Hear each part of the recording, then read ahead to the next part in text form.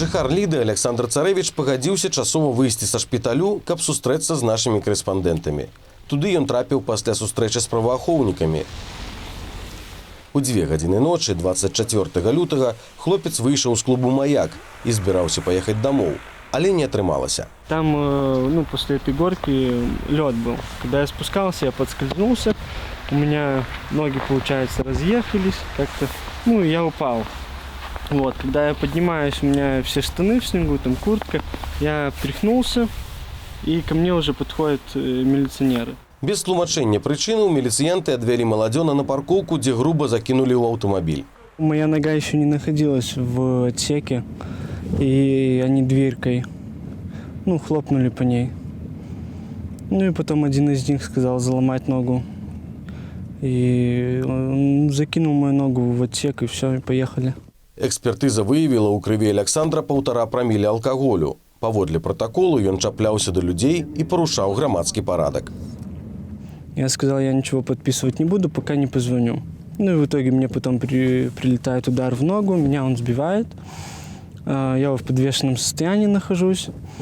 Потом мне один удар в область корпуса, в грудную клетку, сбивает дыхание. Я говорю, что не имеете права это делать. Они говорят, что подписывай. Яшчэ удар, і Александр страціў прытомнасць. Калі ачуняў, побач ужо быў доктар брыгады хуткай дапамогі. Ён канстатаваў стабільны стан затрыманага, а яшчэ праз некаторы час маладзёна адпусцілі. Дарэчы, протоколы ён гэтак і не подпісаў. Он, когда зашел домой, был свет включен, потому что я его ждала. Он выключил свет, и вот так вот он не мог. Он пришел в кресло, его всего трясло. Он спрашивал, за что?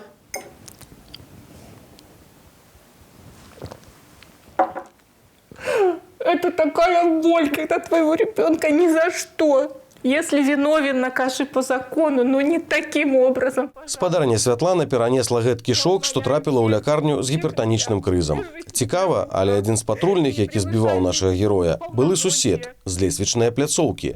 Адразу пасля здарэння сястра Александра написала милициянту про социальные сетки. Как дела, Максим?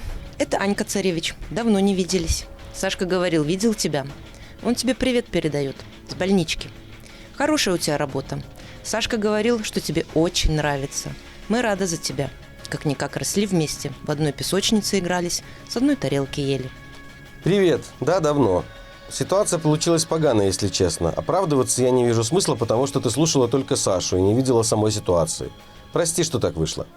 Получается, были синяки здесь, в этих областях.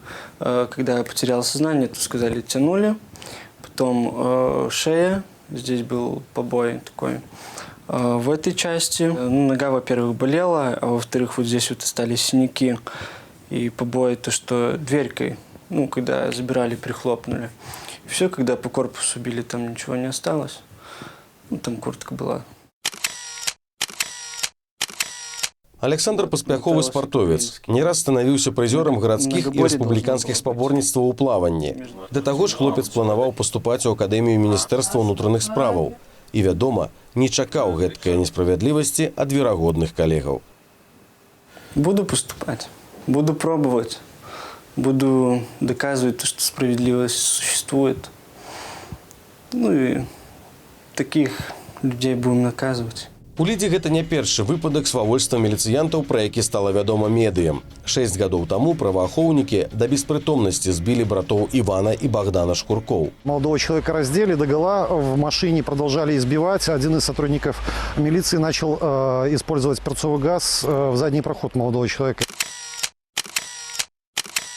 Вывезли человека в лес, жестоко избили его и после этого начали мочиться молодому человеку на голову. Это уже не просто пытки, это пытки с извращением. Афіцыйныя статыстыкі да перавышэння сілавікамі сваіх службовых паўнамоцтваў няма, але